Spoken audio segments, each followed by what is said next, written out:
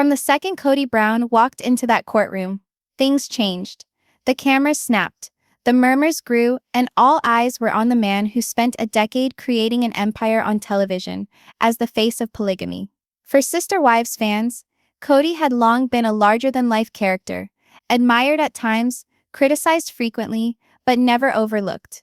But this time, he wasn't stepping onto a television set with a tightly written script. He was stepping into a courtroom where there would be real truths, real evidence, and real repercussions. What no one expected, though, was that his first wife, Meri Brown, the woman who had stood beside him since the very beginning, would be the one to deliver the kind of shocking revelations that could tear down everything he had built. For years, viewers had seen hints of Meri's struggles, her loneliness, her emotional pain, her rocky relationship with Kody. But what she testified to that day under oath went much deeper than reality TV ever did. It wasn't merely a tale of heartbreak. It was one of control, betrayal, and a truth so great it could redefine the entire Brown family history. And when Meri finally broke her silence, the hush in that courtroom was a deafening one. The world awaited to catch the words that would reveal Kody Brown in a new light. Meri started out, not with a cloud of anger, but with truth. She painted a scene of the early days, when the family still had the dream of unity, faith, and love. It was initially a hopeful life with Kody. However, as the years passed, Meri asserted that the dream gradually became something sinister. Behind all the smiles and the family gatherings that viewers saw on television, there were cycles of manipulation, favoritism, and abandonment. She described how Kody allegedly positioned himself as the ultimate authority, controlling not just financial decisions, but even the emotional flow of the household. On TV, it looked like a partnership. In reality, Meri suggested, it was Kody's way or nothing. And while fans often debated whether he showed favoritism towards certain wives, Meri's testimony left no doubt in her mind. He did. She talked of nights alone in bed, of being belittled, of seeing Kody direct his attention to someone else while she stood in the background. As Meri's voice grew stronger, Kody's composure began to crack. For a man who prided himself on being the leader, the protector, the one in charge, hearing his first wife expose the private truth of their marriage in front of a judge was a devastating blow. His eyes darted around the courtroom, his jaw tightened, but he couldn't stop the words from cutting deeper and deeper. But this was not just about feelings. It was about proof. And that's when Meri revealed the actual bombshells. She showed documents, messages, and witness accounts that caused serious doubts regarding how money was managed, how promises were not kept, and how her place in the family had been devalued. These were not merely emotional complaints. They were concrete, unshakable bits of evidence that spoke of imbalance and neglect. The courtroom was abuzz. Journalists frantically took notes. Online fans detonated with rumors. For years, everyone had speculated about whether Kody's charming self-assurance was merely a front. Now Meri was ripping that facade apart, shred by shred. She even posted private messages in which Kody supposedly shut down her emotions, ignored her pleas, and made her feel non-existent. The anguish in her tone was evident, but what made it all the more compelling was her resilience. This wasn't the Meri Brown fans had known to quietly endure on television. This was a woman who had discovered her voice, who was standing in a courtroom and refusing to be silenced any further. For a moment, Meri's voice shook, not out of fear, but out of years of keeping inside the kind of truth that gnaws away at you from within. She confessed how furiously she had struggled to keep their marriage alive, how passionately she had attempted to find her niche in a family that seemed only to push her further away. She let out the isolation, the rejection,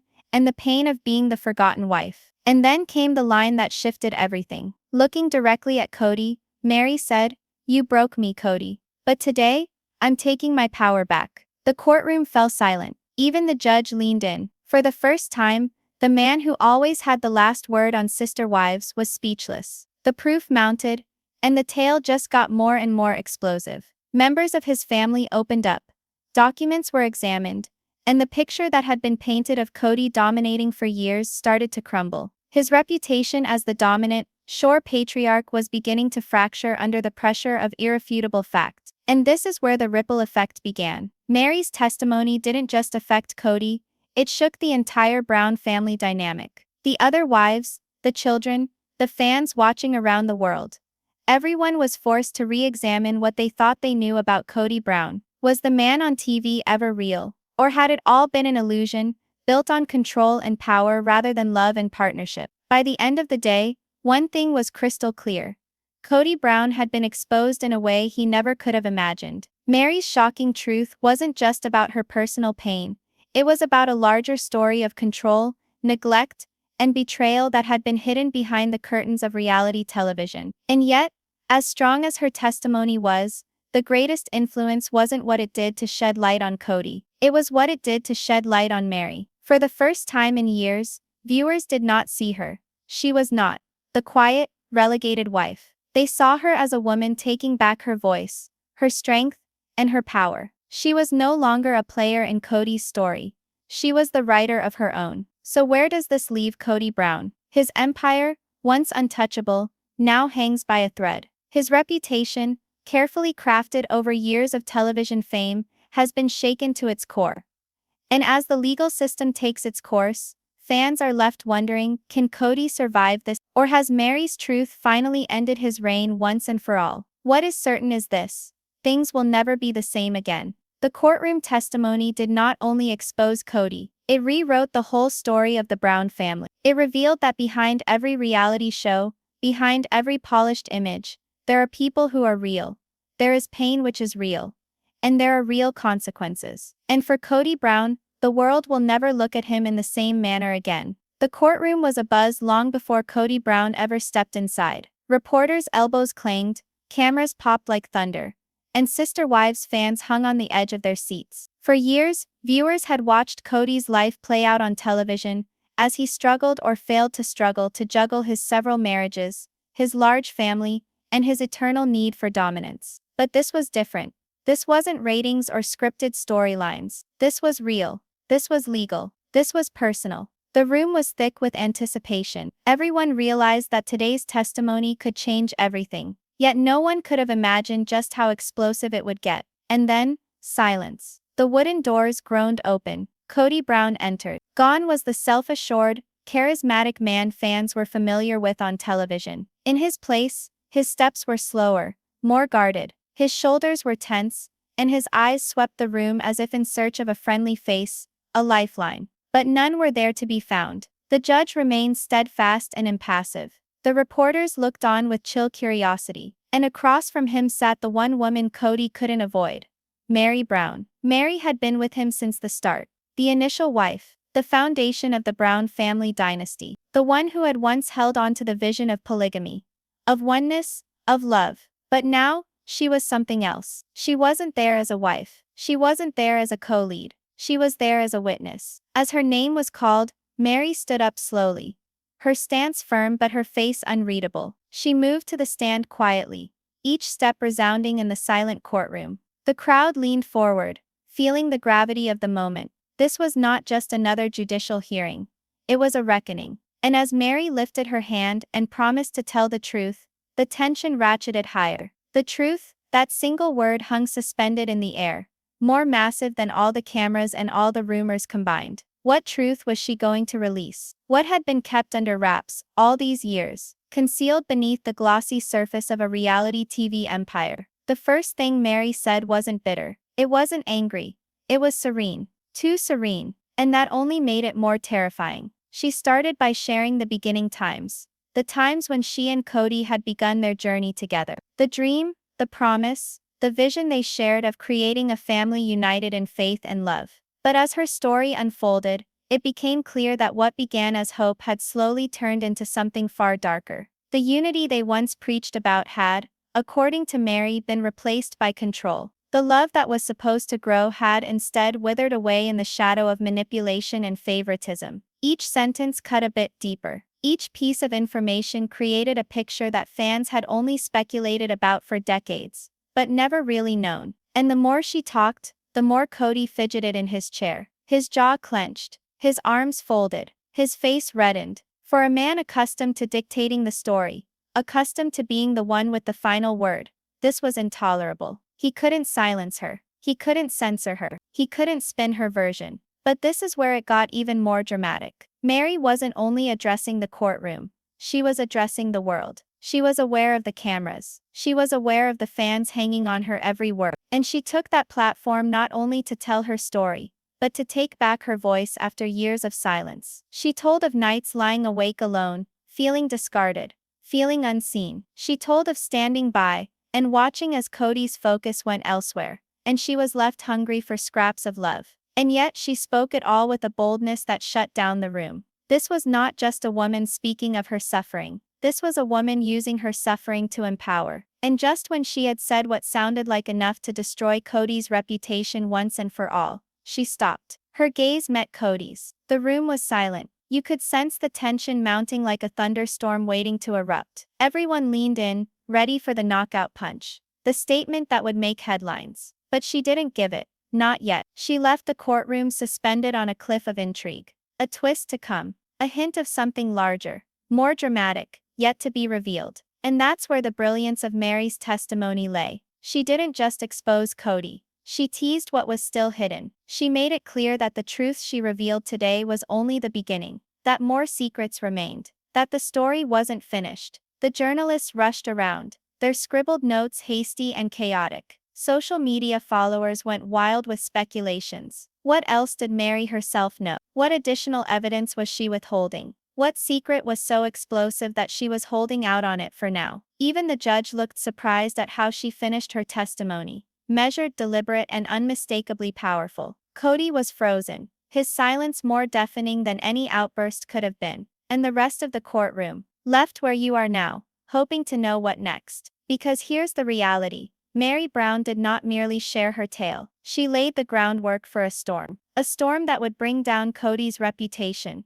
shake the very core of the Brown family, and redefine the world's perception of him forever. But what is that storm? What shocking truth has Meri kept hidden? What secret lies in waiting? That's the twist. That's the question. That's what comes next. And when it does, when the rest of Meri's truth finally comes to light, it won't just be a courtroom shock. It will be the moment that changes everything for Kody Brown. The buzz of the courtroom was constant, like the hum of electricity. Reporters tapped pencils against notebooks. Fans breathed silently, and the judge wore a stone-carved face. In the middle of it all sat Kody Brown, arms folded, eyes piercing, jaw clenched. He knew this drill, on sets, under lights, under the gaze of millions. But this wasn't TLC, and there was no editing room to shield him. Seated across from him, Meri Brown leaned forward in her chair, prepared to go on. Her serene demeanor in Section 1 had already shocked the room, but what was about to be said would cut even deeper. For now, she wasn't simply speaking about memories of abandonment or loneliness. She was pulling back the curtain on something more sinister: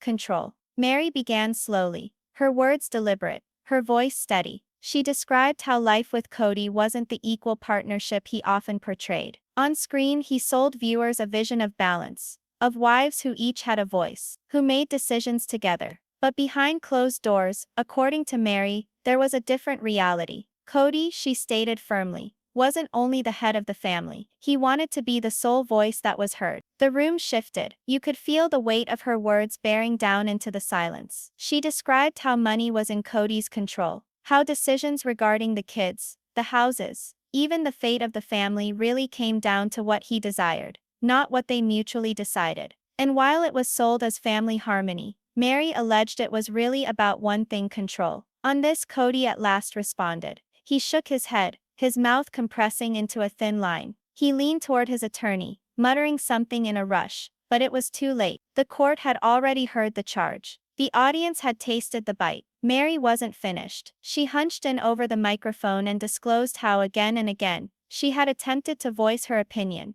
to offer alternatives, to express her own thoughts. But each time, she explained, she was squashed. Sometimes with insults, sometimes with nothing, sometimes with rage. Her evidence wasn't boisterous, wasn't theatrical. That was what made it so chilling. She wasn't raving, she wasn't hyping, she was telling facts, straight up. And each fact struck like a hammer on Kody's carefully constructed public persona. The judge broke in once, requesting Meri clarify one point regarding money. She nodded tightly, still expressionless. and went through the explanation of how money was dispersed carefully. Viewers had always wanted to know about the Brown family's money, how they earned it, what they spent it on, how they shared it. Now Meri alluded to answers. Answers that might raise eyebrows and cause outrage. But this is the catch. She didn't give it all away. She left blanks, spasms, cliffs, just enough to leave the courtroom and the viewers wanting more. Kody said always for the family, she acknowledged. But everything didn't go where he said it would. The room tightened.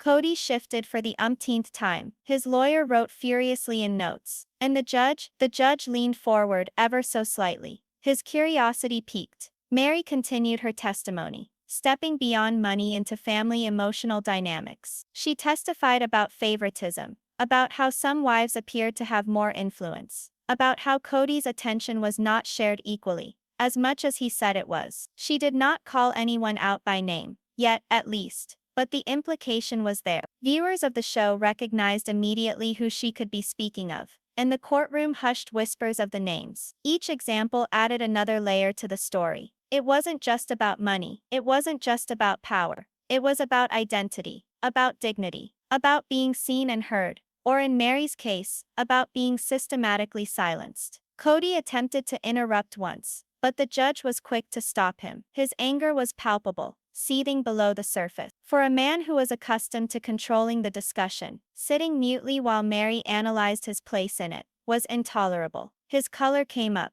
his stance stiff, but he could do nothing. Meri's voice grew firmer. It wasn't leadership, she said, eyes fixed on Kody. It was control. And control is not the same as love. The words hit like thunder. Gasps filled the room. Even the reporters, hardened by years of covering messy divorces and celebrity scandals, froze at the weight of the accusation. And then, she stopped. She gazed at the judge. She gazed at the jury. She gazed back at Kody, whose eyes cut through her like a blade. And then she did something that made everybody's skin crawl. She smiled. It wasn't a victorious smile, nor a mean one. It was knowing, measured. The sort of smile that declared, "You think it's bad. You ain't seen nothing yet." Because Meri wasn't finished. Not by a long way. She settled back, her testimony interrupted for the moment. But her silence said it all. She had sown the seeds of doubt, of suspicion, of scandal. She had asked questions that needed answers. And she'd made it abundantly clear that this courtroom thriller was just getting started. The judge recessed briefly, but the room didn't unclench. Journalists hushed frantically, swapping theories. Online fans blew up,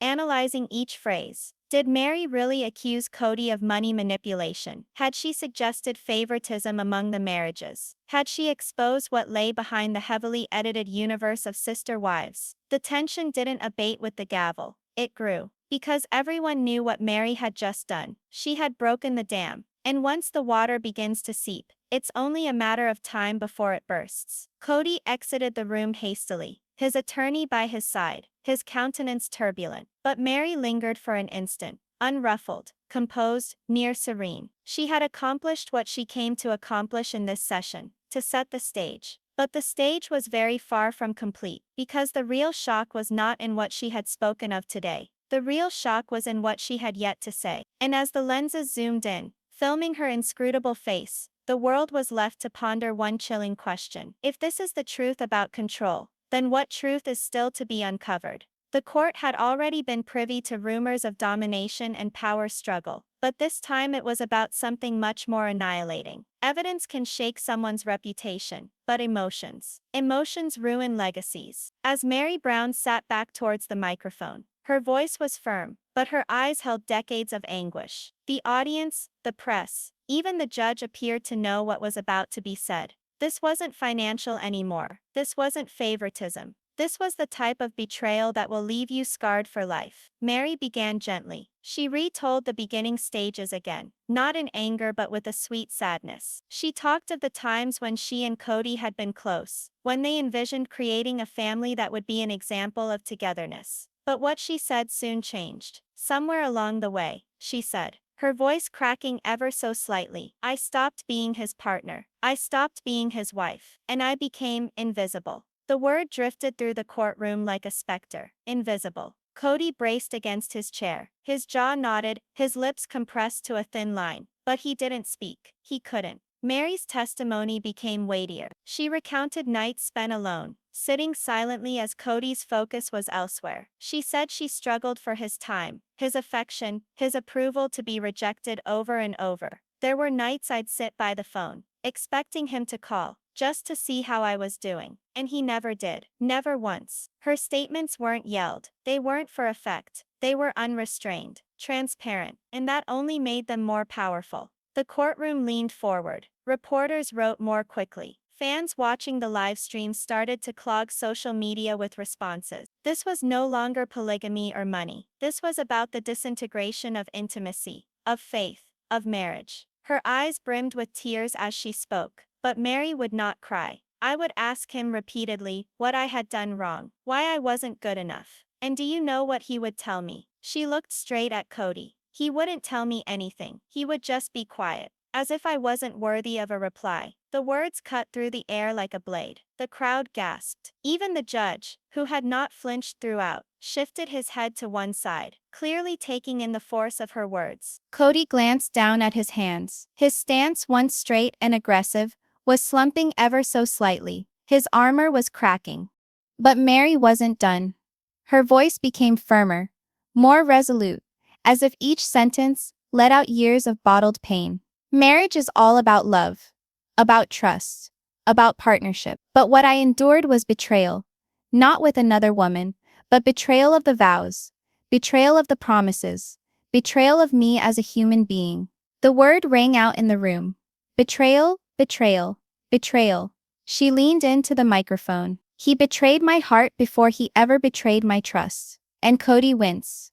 The vibe of the room changed from intrigue to brokenness. Even the skeptics who walked in, wondering if Meri was overstating, felt the emotion of her truth.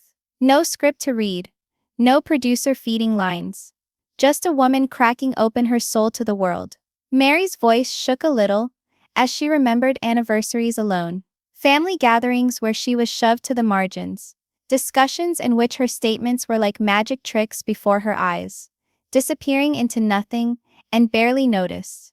I gave him everything I had, she whispered. And in return, he gave me emptiness. The silence that followed was intolerable. Some in the courtroom wiped away tears. Others shook heads in disbelief. And Kody, he shifted yet again. His unease building, his face red with a combination of anger and shame. At one time, Meri stopped. The room waited, expecting her to break down. But instead, she squared her shoulders and spoke a line that got everyone frozen in their seats. You see, Your Honor, betrayal doesn't always present itself as lies or affairs. Sometimes it presents itself as neglect. Sometimes it presents itself as silence. And sometimes silence can hurt worse than anything. The words sting more sharply than any evidence ever could.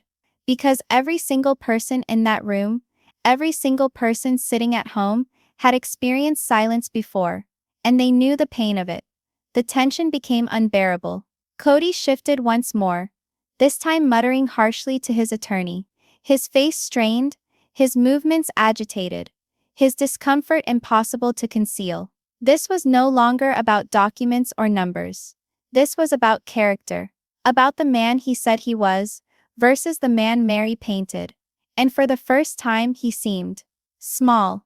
Then, just when the courtroom was saturated with suffering, Meri's tone changed yet again. Her voice dropped low, her eyes glittering, her presence commanding. Everything I've told you here, she said, is just my truth, my pain.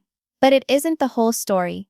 The audience tensed. There are things I haven't revealed to you yet, things I haven't read here. Messages, records, witnesses, proof of everything I've endured.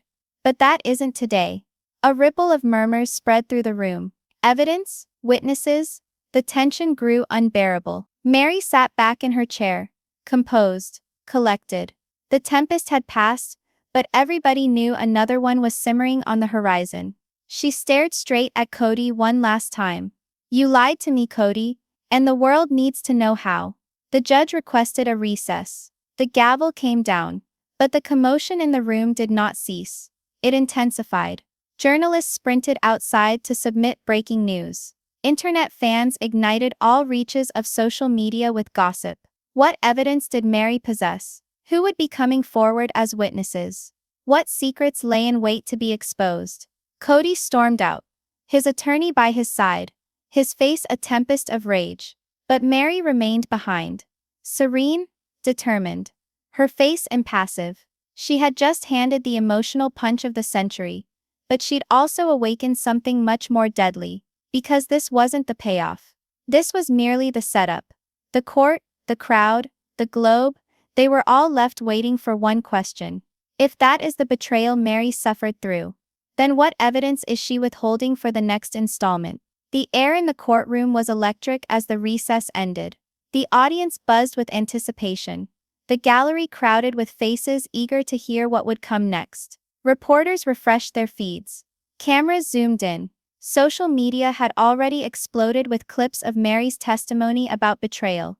And now the world wanted to know what proof did she have. As the judge summoned the court back to session, everyone's attention shifted to Meri Brown. She sat rigidly straight-backed, serene, composed, unnervingly calm for someone who had just spilled out 4 decades of pain. But that serenity only stoked rumors.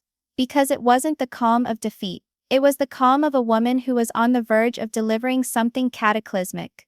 Kody Brown, however, appeared different. His face was pinched, his lips clamped tight, his eyes agitated. He spoke in a hushed tone to his attorney, with a pointed intensity, his posture stiff. The assertive man, once so full of himself that he commanded attention simply by existing, now appeared cornered, as though bracing for a storm they could no longer halt. And then Meri spoke. "Your Honor," she started, her tone firm but laced with steel. "What I have presented so far was my truth, my emotions, my experiences. But I do not expect this court, or the world, to take my words in isolation. I have evidence. And although today may not permit the full presentation, I will begin by presenting the framework of what is to come."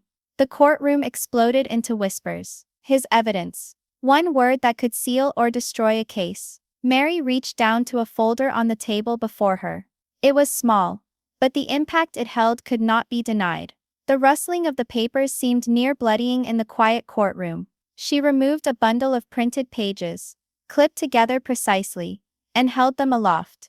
"These," she stated, "are communications, messages between me and Kody. Documentation that show not only his neglect, but his deliberate decision to set me aside.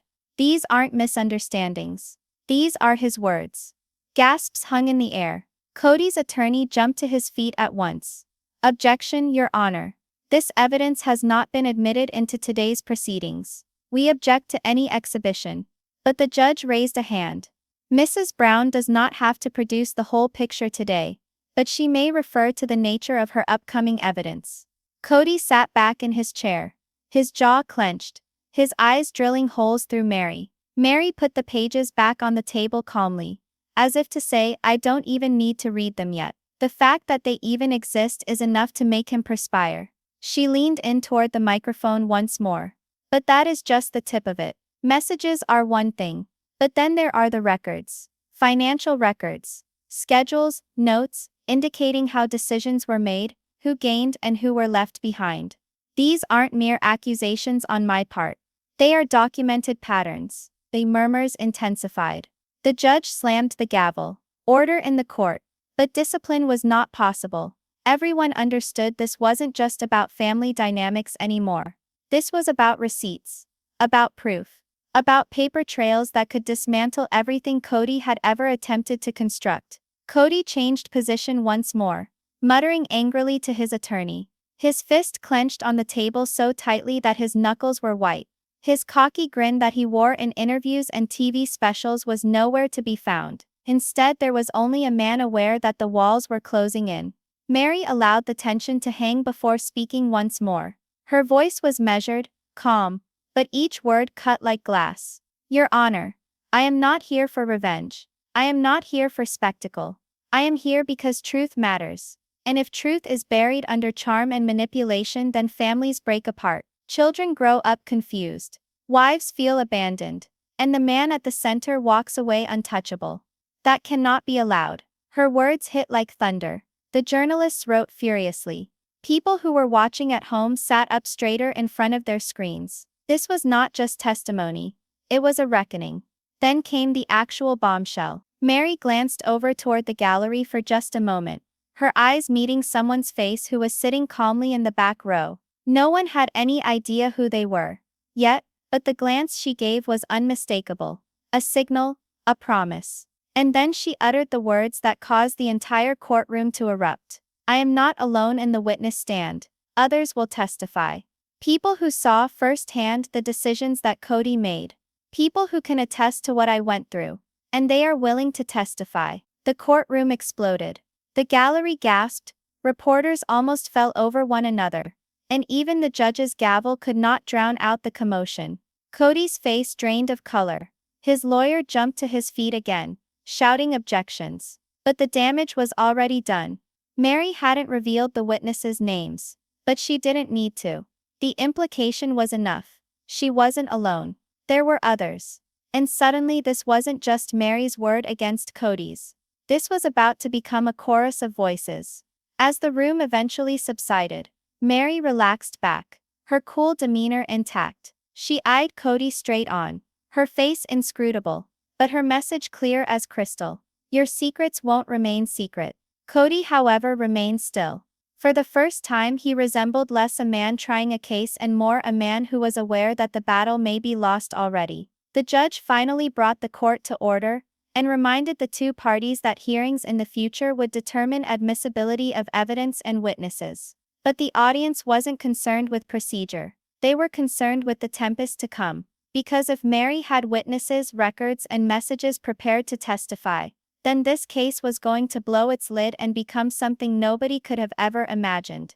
As the day's session ended, cameras trailed Kody storming out of the courtroom, his face black, his strides tight. He paid no heed to the reporters' shouts, shrugging off their calls with fists clenched.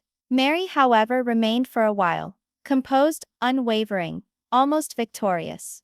She didn't flaunt. She didn't smile. She didn't have to. Her silence was deafening. She had an idea. And now everyone did too. The rumors went viral. Who were the witnesses? What records did she possess? How incriminating were the messages? Speculation online ran rampant. Some thought it would be family members. Others believed it would be former friends or producers from the show that would come forward. Everyone had one thing in common. Whatever was about to be revealed would turn everything around. As the cameras faded and the gavel echoed its final note of the day, the audience was left hanging on a single burning question. If this is just the outline of Meri's evidence, what happens when she finally brings it all to light in the next session? The courtroom waited. The onlookers online waited. Everyone had weathered hours of anticipation, rumors of betrayal, clues of evidence, and the impending threat of witnesses. And now finally it was time. The tension inside was something to behold. Journalists shoved one another for space. Cameras panned in close, and spectators grasped each word. It wasn't a trial anymore. It was a reckoning. When the judge indicated that the session could start, Meri Brown did not hesitate. Standing up from her seat, clutching her file of evidence, she walked confidently to the stand, her presence sending a shiver down the room. She did not begin with rage. She did not even begin with allegations. She began with serene, irrefutable facts. These are letters between myself and Mr. Brown, she stated, her voice firm. She handed a thick envelope to the bailiff, who passed it on to the judge. They cover years. Years of silence, rejection, and conscious dismissal. The judge went through a number of pages, his face growing tighter as he read. The courtroom hummed louder. And then, with the court's leave, Meri read aloud. Her voice trembled as she read from Kody's messages from years ago. There were some which were icy denials of her requests for quality time with him. Others oozed condescension, downplaying her needs as irrelevant. I can't be everywhere, Meri, one message said. You're always asking for something, said another. I don't owe you explanations anymore. The crowd gasped audibly. The pens of reporters scratched fiercely against paper.